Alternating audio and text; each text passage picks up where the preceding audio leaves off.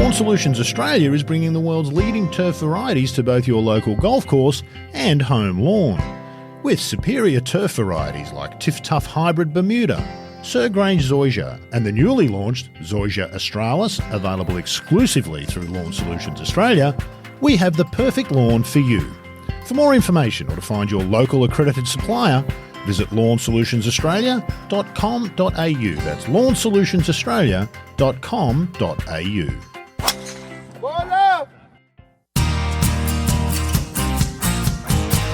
I've never seen anything like it before, and to attempt to hit the ball out of there is pure madness. The winner of the gold medal and the champion golfer of the year is Cameron Smith. This is the one that I've always wanted to win since I was a little kid. So it just feels pretty amazing to be able to get it done today. It's amazing that it's my destiny to be the first Aussie to win. Just incredible. Hello and welcome to episode 81 of Playing from the Tips, the podcast that intently follows professional golf around the world and attempts to offer some sort of insight as well as some tips, and all presented by Golf Australia magazine. Jimmy Emanuel here in the host chair as we reflect on Solheim Cup week, look ahead to Wentworth and the BMW PGA, as well as LIV Golf's team conclusion and LPGA action. To do just that, we have a man who, if the Solheim Cup transport dramas were a thing getting to this podcast studio, wouldn't occur, wouldn't happen. You'd still be here because this is Rod Morrie, who owns the studio and lives a sand iron away. Welcome, Rod. I do, thank you very much. I've lived in two places a sand iron away. I don't know whether you recall, Logue used to complain relentlessly about the old studio when we walked to get down there. Now lives across the street. Not a word about the state of the road down there. No, correct. He lives literally, it's less than a sand iron to the old studio. Yeah. He could actually throw an XLR cable out his window and I could have plugged it into the machine in the old studio. It would have been no problem at all. Yeah. He would have missed the building, though, with a chip shot, unfortunately for Logue. We have spoken about Adrian Logue, who continues to jaunt around the globe. So, in his place, we bring in a return guest who's had the most positive reviews of any member of this podcast. He's the owner of Angus and Grace Go Golfing, a magnificent Australian clothing brand with a flagship store in Paddington in Sydney. He's also my four-ball partner. It's Matt Burns. Matt, welcome back. Thanks. It's really exciting to be back. Yeah? Yeah. It's exciting to have someone who's excited. Yeah, absolutely it is. It's Thanks. nice. Yeah. The studio, big microphones, headphones, got the whole show here, mate. It's great. Very positive reviews for Matt's work last time. So I know that, but I'm not as much as, was it on social media? No, it was like messages to me. People actually bothering to get in touch. It was nice. When they're saying that, what are they not saying, Jimmy? Is there a comment there that being it's a made significant about lift about you, me, and Logue? That's exactly right. And let's throw Ewan Porter and Michael Green and the other all guests, the other regulars, all the that's other right. Tony Wiebeck, you know, all the ones who come on for free and don't get paid like us. That's Let's right. throw them under the bus. Exactly. Before we get into this week, I'm sure there's plenty to discuss from last week, and probably Solheim Cup is the start. Transport issues were a disaster. And for those who don't know, shuttles didn't show up to bring people in from the car parking. There was other issues with coverage in the States and cutting away at the wrong times and everything else. It's been 2 years in a row that they've had it on, but it's normally biennial chance to show women's golf, and it didn't get a good run. You wonder how it happens. It's what they do.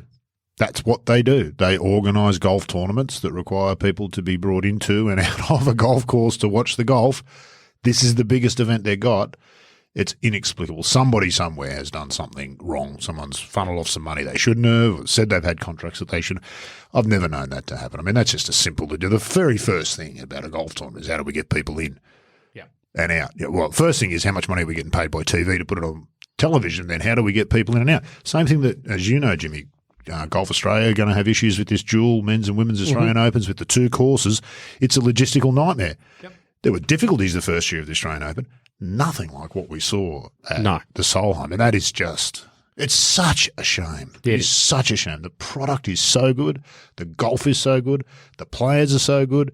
The competition was great. The first 2 days looked a bit lost, but the third day was fantastic. And mostly what it'll be remembered for is the disaster of people not being able to get in. It's a shame. Well, they do say Virginia is for lovers. Yes. But they don't say Virginia is for logistics. So I suppose that rang very true this week. Yeah. Which American city or state has the slogan is for transport? Logistics? Oh, I know this. Is it Kentucky? I know. It'll come to me. It'll come to me. Is it Kentucky? Shout out to our mate Dave Hill from One Bearded Golfer. Yeah. Kentucky finally gets a match. Beyond all that stuff, as you said, the play was really good. Oh, brilliant. US team that's young and looks really good, had so much potential, looked really like they came into their own. And then Europe, exactly kind of like the men in the Ryder Cup, is probably aging. There's a bit of experience there. There's players who have picked on past performances, not on form. Bit of internal spite. It's got everything. You've got to have a bit of spite in these cups. It's got to be real feeling. People have to not like each other. Even better if they're all on the same team. So Maguire v. Pedersen, outstanding stuff, which we'll talk about for some time to come, which is terrific. And the other thing, of course, is that a year ago, Suzanne Pedersen was a legend. Yeah. This year, she's a dud. Made all the wrong decisions. It's got to be the most thankless job in the world. Look at Zach Johnson, Tom Watson, all these people who've gone in there with all good intentions, spent a lot of their time and mental effort, and then they're just remembered for it being poor. It was still a thrilling week and a good result. Charlie Hull dominating Nelly Korda, and then Charlie Hull and Nelly Korda sitting next to each other, and Nelly showed her the graphic that someone had made that's social media highlights. Are we on I was thinking about this the other day after talking to girls. I might have remembered my point. We talked about Bryson DeChambeau is this kind of new model. He's the first genuinely elite, talented, probably sports person we've seen who has grabbed social media the way he has with his YouTube and that sort of stuff and really sort of done it. Really, are we entering this sort of new era, do you think? Absolutely. Yeah. Absolutely. It feels like a shift and a change. Charlie Hull has come into her own. She's a player. She reminds me a bit like Minwoo Lee. Loves the spotlight. Yeah. And those people, as does Bryson, they're going to really thrive in this environment. Well, you've got Minwoo's a great example. Minwoo's one of these rare ones that does all of his own social media stuff. That people make the reels and stuff for him, obviously, but he looks after it himself because he gets it and he understands it, which if you were looking after him as a manager, it'd probably scare you a little bit. But how do I get 10% of what you're doing? Yeah, that's right. That's what but I need. Minwoo gets it, and his brand has grown because of it. You know, he's on trends with things. He's posting things that are relevant. He's very, very good at it. Conquering America. That's right. Big deal. That's right. And lucrative too. That's right. Very well out of that. So. Exactly. There's a few other highlights, of course. Kelsey Bennett, Australian Kelsey Bennett from Mollymook, won on the LET Access, which is fantastic because she will likely be onto the LET next year, we hope. Was she umming and ahhing about even playing the week? I think so. I read, yeah, she wasn't sure if she was going to tee it up, and then she decided she'd go on. She's had that run of playing all those events in Europe for not a lot of money, travelling around, hard work, went and played. Tough way to learn the craft. Yeah, that's right. European tour. Yeah, but congratulations to Kels, who's a fantastic person. Yeah, great absolutely. golfer, but fantastic person. Really good person. John Rahm wins the individual title in LIV with a win. After all the talk about that, Matt, I know you probably pay more attention to LIV than the rest of us, but it was pretty thrilling, pretty exciting. Yeah, I think it was good. It's very hard to take these guys seriously in the long shorts that they wear. But apart from that, you won't find shorts near the knee at Angus and Grayscope Golfing. I know. With the black socks, there's a lot you could look into with that. I think for the right dollars, you could probably sponsor a team, Matt. Well, I don't want to get too ahead of stuff. But we're looking at some of the lower tier types for next year, but we'll wait to release that. Yeah, look, I think the LIV Individual Championship is an interesting one. I think it's good versus the PGA Tour model where there was actually a legitimate, let's see who's going to win this between Rahm and Neiman versus this inflated point system. I think it's nice to actually have something pretty accurate to kind of go towards. Now, do they need a diamond-encrusted ring that's also a ball markup for the win? Who's to say? But no, I think one of the things that LIV is doing better is standing up and saying, hey, here is our best player for the year. And I think that should be applauded versus some staggered start kind of thing. There you go. Yeah. I think that's totally fair. Definitely on board with that. Not that I necessarily think that's an endorsement of either as a concept, but if the two sort of dud concepts floating around, you'd pick that one if you had to choose. It's a legitimate At least winner. it's based on something. Yeah, exactly. absolutely. No, I agree with that. And I actually spoke to Joaquin Neiman early last week, and you can tell he's... You made that sound like you just sort of texted him. It was announcing he was playing the Australian Open. You're a Talk fan, aren't you? I'm a Torquay man, Torquay. according to the LIV team selector. I don't know if it's still on their website. It used to be, but you answered some questions, but you can tell the competitiveness is still around, and he spoke a little bit about that individual title. It clearly meant a lot to him. He was into it. So he's a competitor, mate. That's right. If we were sitting here drinking beer, funnily enough, we actually are. And Rahm was going to say, I'm about to open another coffee. He'd want to beat you. Yeah, He'd want correct. to finish his beer before you finished yours. That's the way those guys are wired. And you know that they're wired that way because it doesn't matter how much money they got. They keep turning up and playing. Yeah. If I got to 500 million, trust me, I ain't going to work anymore. No. I'm finding something else to do. Very true. And finally in the highlights, the Rory McIlroy, Rasmus Højgaard little battle at the Irish Open. Rory, that won't hurt as much as some of the others that have happened to him of late, but it'll still hurt. It'll hurt in a different way. Yeah, it will. His national championship basically Actually, at his home course, and that home course being what it is. Yep. You'd think if you're Rory McIlroy, that's a trifecta that you'd be nice to. Yeah. And he almost did it. What do you reckon that's about? Has he got a problem with closing? Or is he just in contention? Is it a bit like Peter O'Malley? It's, that idea of these guys who are so good in the area, like Peter O'Malley, exactly say, playing here, or Peter Lonard playing here, where they were so good, they hit so many good shots, they had so many opportunities to win, that it's kind of like Adam Scott. Everyone thinks he's a bad putter because he hits so many greens. So many good shots, that's right. Birdie range that you don't hold that many of. The best putter in the world doesn't hold that many. So you appear to not take your chances as much as you do. So I think it's a bit of that. I think there's probably a bit of scar tissue for Rory as well, but we'll see. He'll be back he almost next week. needs to have a bit of a giggle about it and go like, oh my God, like... Yeah. But again, Yeah, believe? take it and you're straight a little bit. Like Højgaard, holds a bunker shot on 17 and like...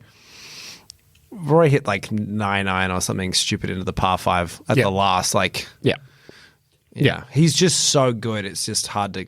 Yeah, it's hard to fully uncover what it is. You wonder whether, all of those guys all grew up, putting for the Masters and the Open on their practice green and all that stuff at night. Once you've made your first 200 million, what keeps driving you about that? I wonder about Rory, whether there's something, I don't know. Yeah.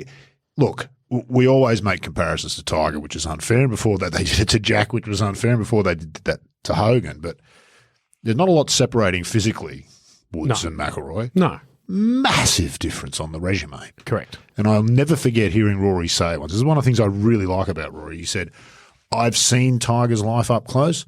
I'd love his resume, but I don't want that.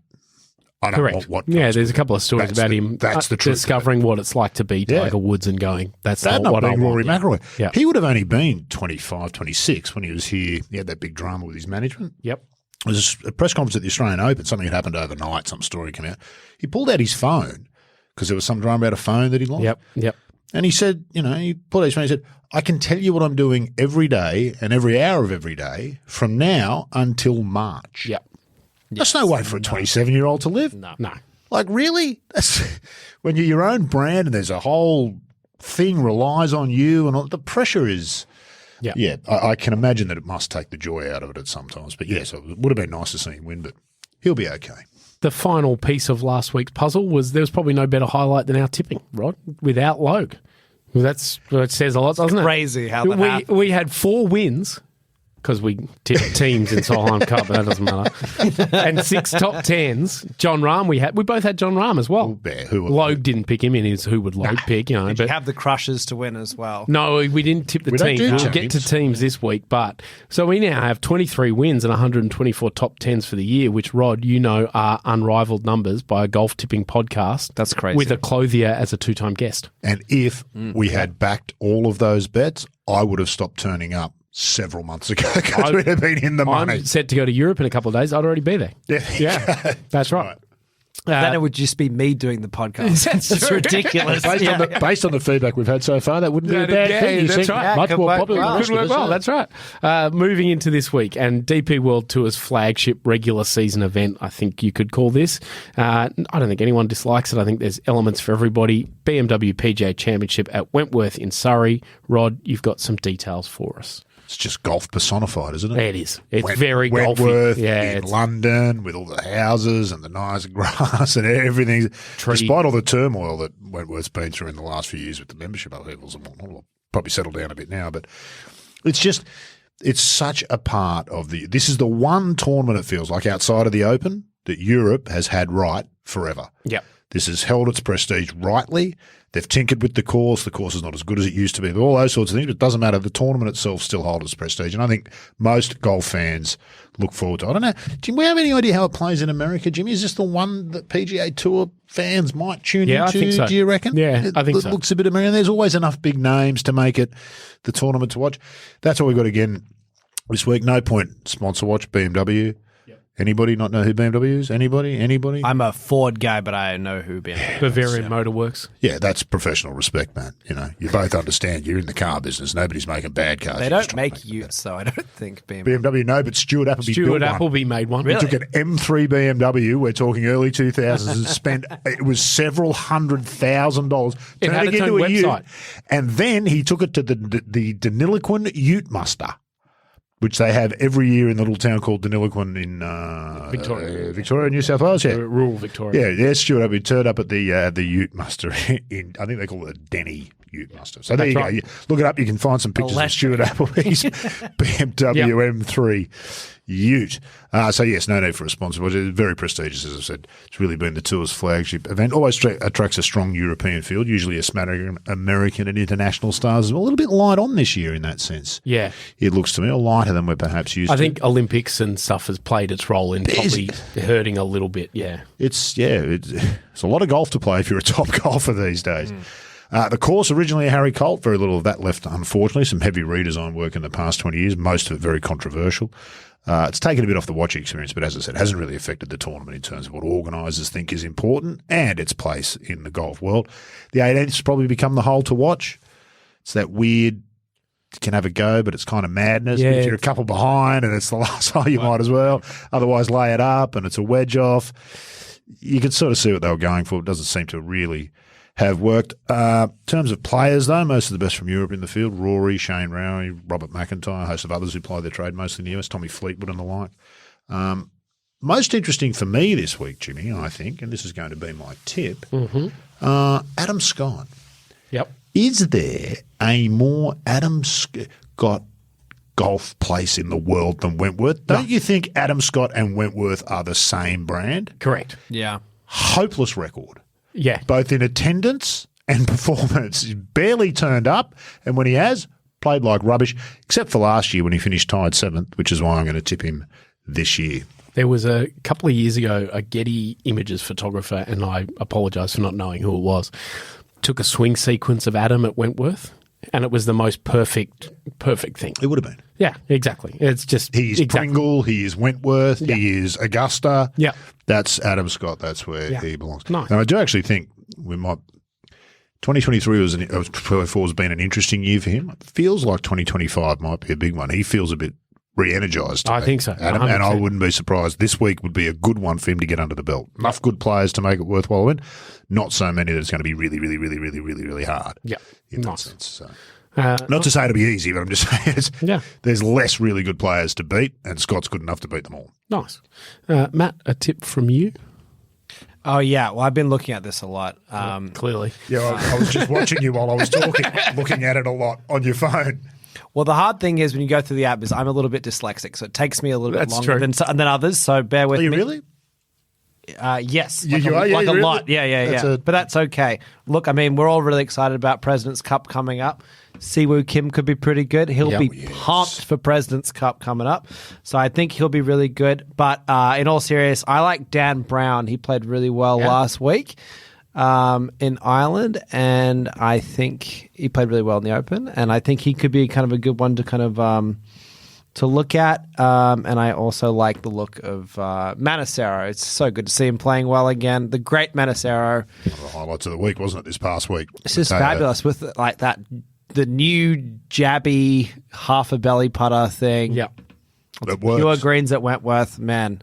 What a great juxtaposition. Well, he just joins that long list of extraordinarily talented golfers who just can't putt. It's just a tragedy, but just way too much expectation early. Well, the other thing is, how good do you have to be able to compete at that level? Yeah. And putt, well, not as well, you're grading on a curve, obviously. He's not a hopeless putter by our standards, but relatively speaking, fabulous determination. Just a really nice guy. I love Manacero. Nice. Despite the disappointment of last week, I'm going to go with Rory. Yeah. He's clearly playing good golf. He's another guy who he gets that this event is important. It's all the right things. And Rory's year, as opposed to where you say Adam has had a really, really good year, re-energised year. Rory has had a year that could have been so good. Could have been. And I think something like this doesn't fix it all, but it just it makes it a nicer tie-in towards the end. Has he got one more in him? Has he got a big one in him? I think it feels like there's an open in him. Yeah, I think so. It feels like St Andrews would be the place. So why not win here and then get everyone start talking about the Masters next year already? Great call. Good time. Yeah. Want to work less and play more golf? Well, you can.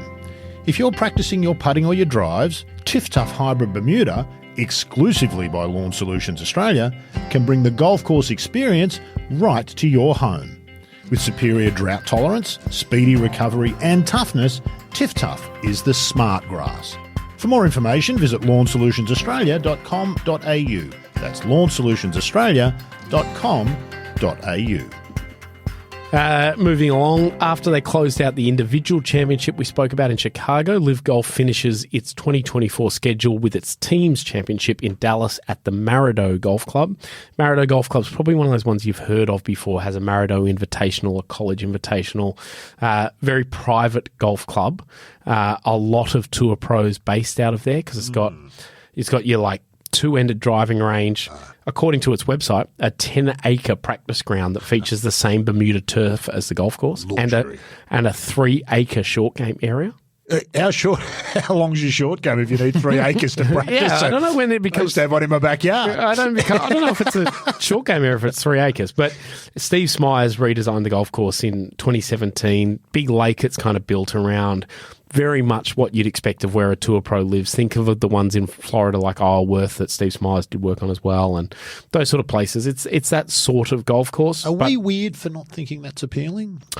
I think it'd be a lovely place to spend a week working on your golf game. I'm not going to probably remember any holes after the event's done, but it's good. It's weird, isn't it? Anyway, it is what it is. But this is the team's championship, so there's some difficulties here. We'll get into that shortly. But Bryson DeChambeau's Crushers have top spot after last week, so they get a bye through the first round of the quarterfinals. John Rahm's Legion 13 also get a bye, so do Cam Smith's Ripper GC. Then Brooks Koepka's Smash GC were the next team, so they get to pick their opponent first. Now you're going to ask me, what's the format? Well, Matt? Not a lot. I was wondering what the format was, Jimmy. Can you explain that to me?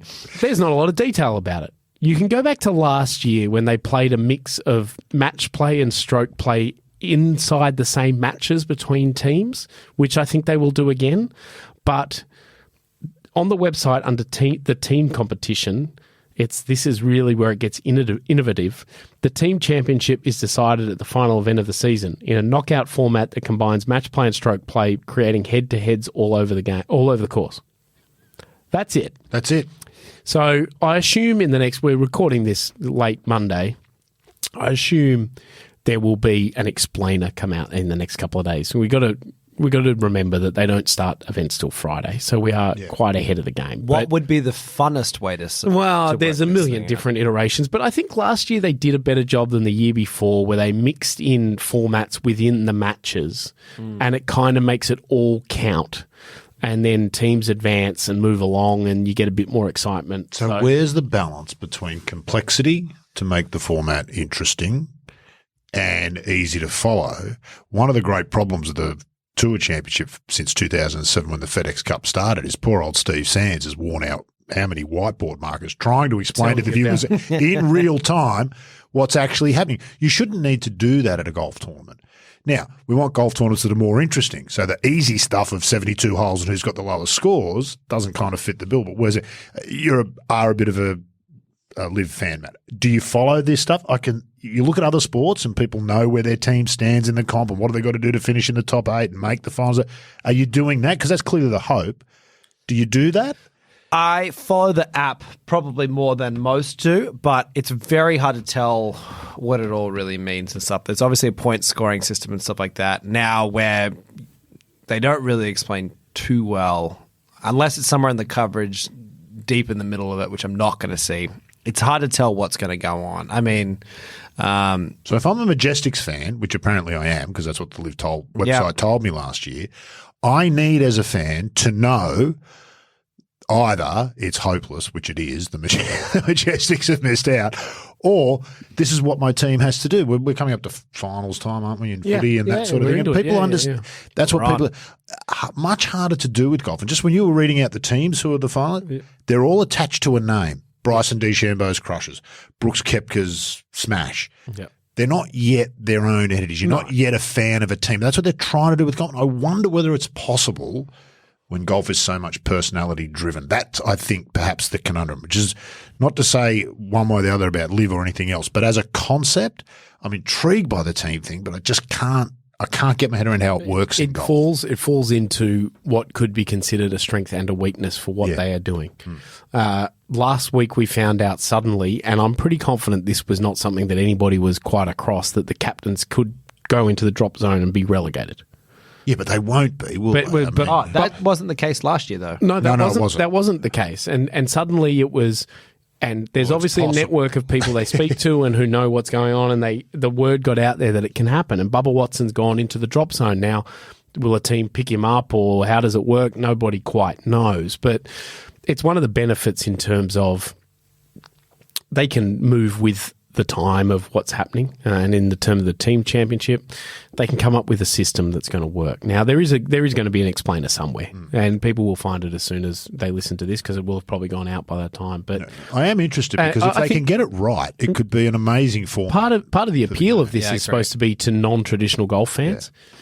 And so I suppose it's tied instead of all square. And how does that work? Yeah, but I think the concept is your team beat the other team. That's right. And they advance, which they do in this. They have a very different way of working it out to try and appeal probably to golfers. But your team beat my team, so your team moves forward. That's how the footy finals work here. It's that idea. You pick a team and you just follow a team. Yeah, and I think that's what they hope it to get to. Yeah, it hasn't traditionally been how people have experienced professional golf or supported it. Is there a potential for it in the future? Possibly, I'm not sure. We know team match play. We just watched the Solheim Cup, and again, is one of the best events of the year. Yeah. But we're not saying that about every LIV event. It hasn't captured that. The big miss is not marketing it. I mean, if you have a really dynamic format, you should be banging the drum, this goes here and these guys eliminate these guys and stuff like that, and then make that whole story wose going to be in this spot, and you earn the buy and stuff. Tail of the tape. Who's got this and who's got that? I think it's troubling if none of the three of us who follow golf closer than a lot of other people don't know what's going on. It's very hard for the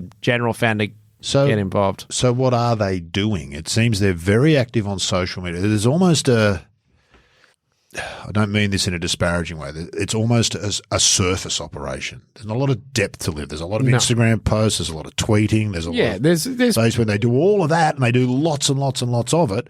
But then when you go to look at how does the team championship work, it's Monday of team championship week.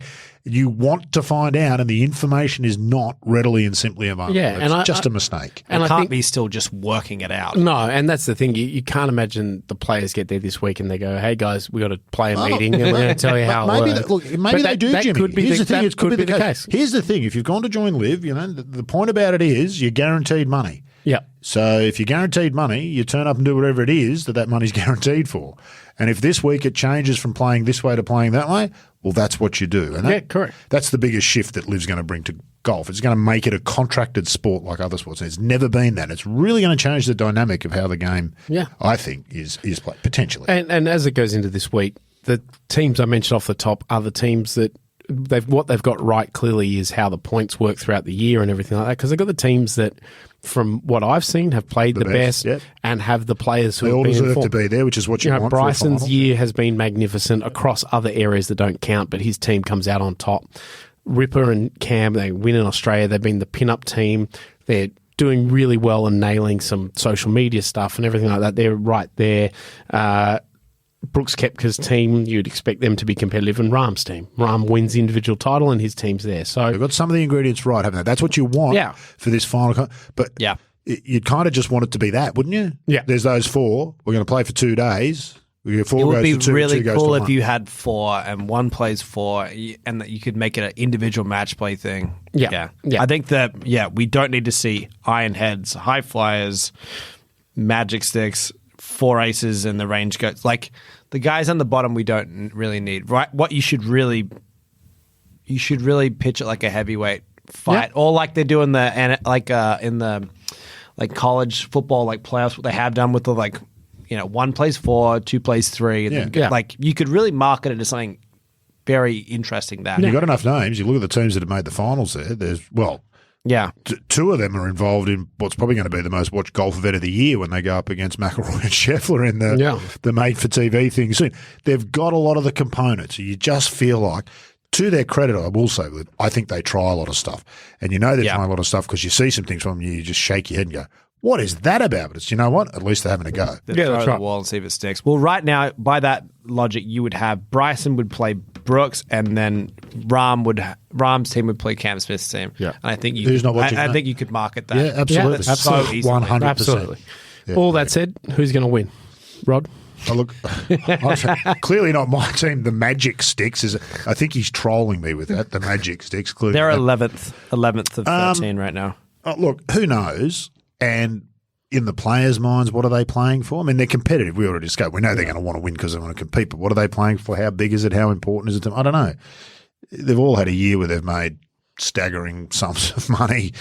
I don't know. I just don't know. Ripper. Just the Australian kids. Can't get in any trouble. Can't get cancelled in Australia if you pick Ripper. Can you? There you go. Matthew. Oh, man. He's been studying the form. I know. Following it all year. Gosh. Wouldn't it be crazy if I'm not going to take your team? Because I let's go with Smash. Okay, yeah, let's go with Smash, Brooks, and in honor of Logue because he's a Smash. Logue is a Smash. I think he is too. I think he is too. Yeah. I'm actually going to go with the South African Stingers. Okay. Who got beaten by the Rippers in Adelaide in that playoff that turned into almost a pub brawl in the crowd. But another team, they seem to be right into it. I think it's going to be hard. I without knowing exactly how it works. Bryson seems to have brought together a team in terms of his guys, but this first iteration of golf as a team thing is a bunch of weird dynamics, isn't it? Because nobody's used to it. You wonder generationally. I remember talking to Suo about the Olympics. I've never been a fan of golf in the Olympics. I didn't grow up with it, didn't I? But for her, she was, I think, 11 years old. She was on the putting green at Metro when she heard the news that golf was going to be in the Olympics. And for her, it was very real. It was like, I could play in the Olympics. I'd never had that, so the Olympics didn't really mean much to me. I wonder whether this might be. Oh, 100%. There's young kids love the team. Well, at least in Australia with Cam's team and everything, they love it. So I'd love to go forward 30 years and know how it's all panned out. I'll be absolutely. Where were you when the Crushers? Yeah, that's exactly. When the Majestics missed out in year 3 of the LIV competition. All right. Finally, LPGA's fairly hectic and all over schedule that's been Europe and team and everything like that continues.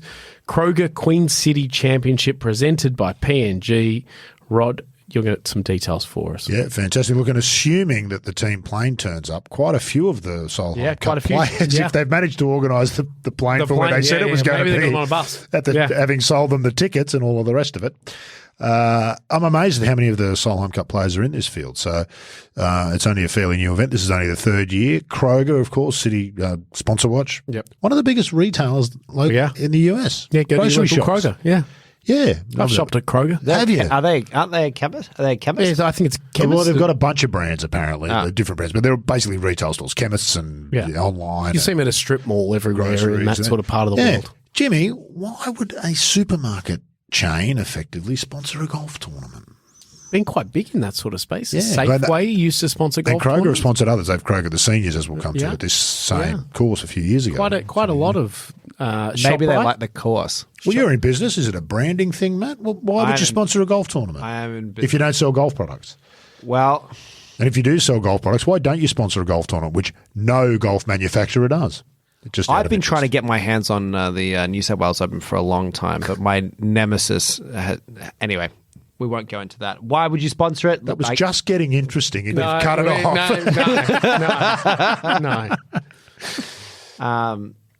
No. Look, I don't know why Kroger would sponsor it. Maybe they get a really ripper tax break on it, or a couple of corporate memberships could work pretty well. I reckon it's this simple. Mr. Kroger plays golf and loves it. I reckon that's what it'll come down to. I reckon he gets a really good pro-am pairing. Yeah, absolutely.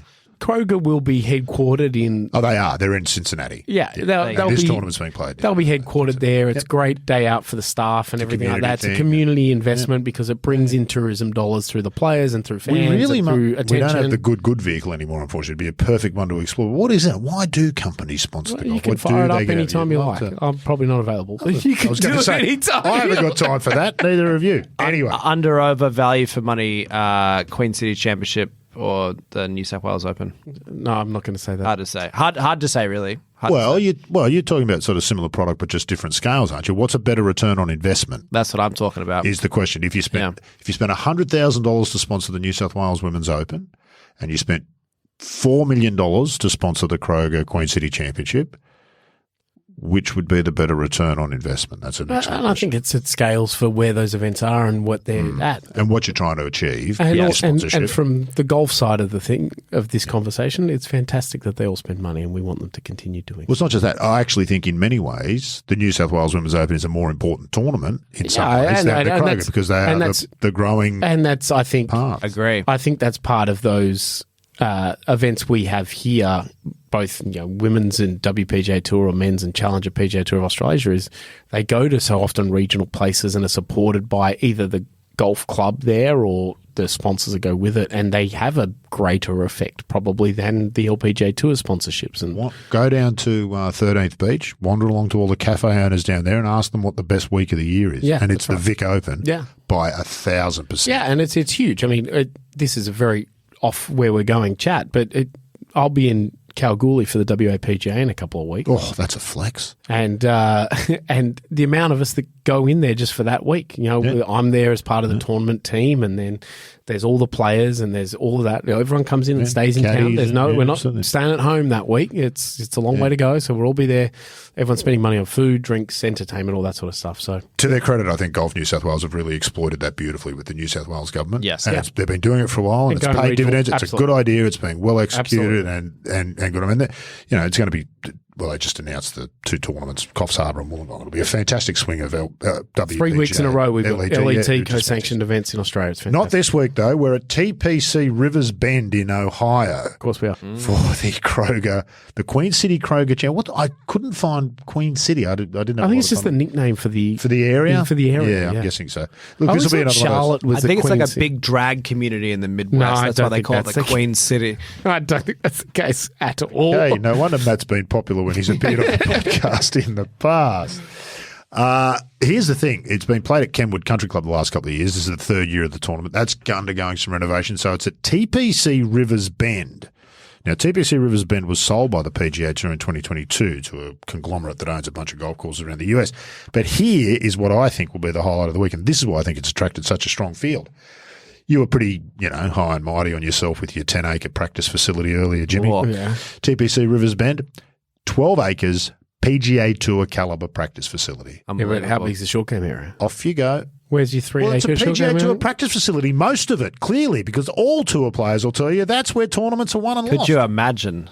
Another great in a week. That's unbelievable. I don't believe it. I don't believe it. I refuse to believe it unless you tell me it again. Look, that will genuinely be a step up from a lot of the host courses that the players are going to love that this week, I'd imagine, the full TPC experience. So Arnold Palmer Design opened in 2001. It's a licensed TPC course. It's kind of what you'd expect it to be in many ways. It does look to have some decent width and some interesting land formations, lots of drop-offs off the greens on one side. So look for some interesting shots around the greens.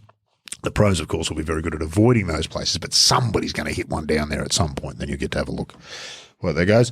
It hosted the Kroger Senior Classic, as I said, in the early 2000s. Gives us a bit of an indication, I guess, of scoring. 3 tournaments they held over 3 years, -16 twice, -15 once. Okay. That's right in that meaty part of the curve, as George Costanza would say, for professional golf tournaments, that 15, 16 under. Not standing out, but not falling behind. Yeah. That's where you want to be. That's right. As my mate Hendo's dad, Fabo, once said, you want to live your life 2 back and 1 off the rail.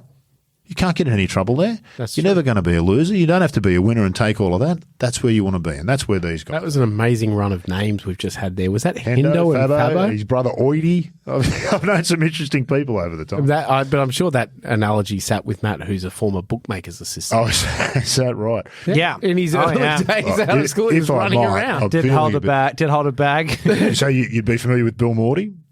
The former bookmaker, journo from maybe not. No, he was a no, boxing Bill. promoter. Anyway, his son Craig worked at the Telegraph and the Mirror when I worked there. Right. When he was a kid, when his dad was a bookmaker, he used to sell the form guides out the front as people came in. Oh, yeah. And so as each person came on, the first bloke, he'd say, race 1, number 1, can't lose. Race 1, number 2, can't lose. Race 1, number 3, can't lose. So at the end of the day, they'd all be streaming out. He tipped everyone a winner at some point, and 90% of them would tip him as they came. Guy out. Told you. Just exactly what we do here. That's what you need to know about bookmaking, Matt. Yeah. Don't bet, just do the guarantee. Oh, yeah. Not sure if it's the course or the the pure practice facilities that attracted it, but as I said, it's a really strong field. Here's some of those. I think this is all the Solheim Cup players. Charlie Hull, Nelly Corder, Leona, Georgia Hall, Lynn Grant, Rose Yang, Esther Henselite, Anna Nordqvist, Madeline Sandrum, Albine Valenzuela, and Lexi Thompson. Yeah. I know they're in the US, it's not like they're coming back from Europe, but week after a Solheim Cup, that could go up. It's a lot of players. So it's a $2 million purse, which is not the biggest on the LPGA Tour. There's clearly a reason. LPGA Tour event, yeah. What I haven't mentioned yet, defending champions Minjee Lee. Correct. So clearly good players play here. She's teaming up with a bunch of other Australians. Steph Kiriakou, Grace Kim Hinovic, Gabby Ruffles, Robin Choi, Suo first reserve as best I can tell.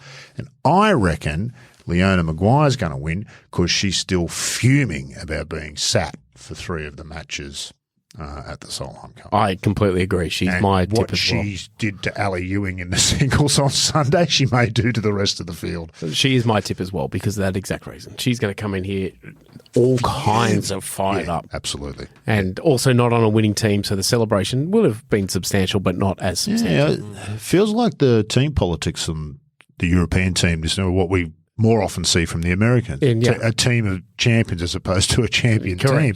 There seemed to be a little bit of that feel from the European team. Matt, your pick? Yes. I reckon Hiran Yu is going to win. Nice. Yeah. She beat Jin Young Ko a couple of weeks ago, which is no... Nobody does that. Well, it doesn't bode well with our guest here, who's a big Jin Young Ko fan. Arguably one of the bigger ones. I think she's going to go well. I think Angel Yin's going to play very well as well because she didn't get picked for the Solheim Cup team, and she might have had a whole week with 12 acres of short game at her disposal. She got there a week early. She'll be sharp. She's worked her way around. Got there early, used the whole thing. Nice. Okay, beautiful. Go Angel. All right, that's going to just about do us for episode 81. Matt, thank you again for joining. Your insights, magnificent, and also for just being the anti-Logue. Well, no problem. I hope that was helpful for everyone out there. Absolutely. No, I mean, in terms of he's excited, he's keen to be here, he's tall, he's got hair. Well, yeah. It's like he can chip. He's interesting left field. Yeah. Logue's shtick's getting a bit tired. That's right. Like he's been out there in left He's field. been sending me some really dark messages recently. It's taken an odd turn. Outstanding. And where can people find Angus and Graysco golfing? Online, angusandgrayscogolfing.com, and at our retail shop, 39 William Street in Paddington. I've called it a flagship store at the start, and I think that's what we should start calling it. Yeah, good flagship. We can do that. We need to find another store. It sounds like there's expansion. So you've got at least more than one. Yeah. We'll edit that out. People don't need to know. You have 2 stores. One's a flag, one's a ship. Yeah, that's right. it. Perfect. And Rod, where can people find you? Probably here.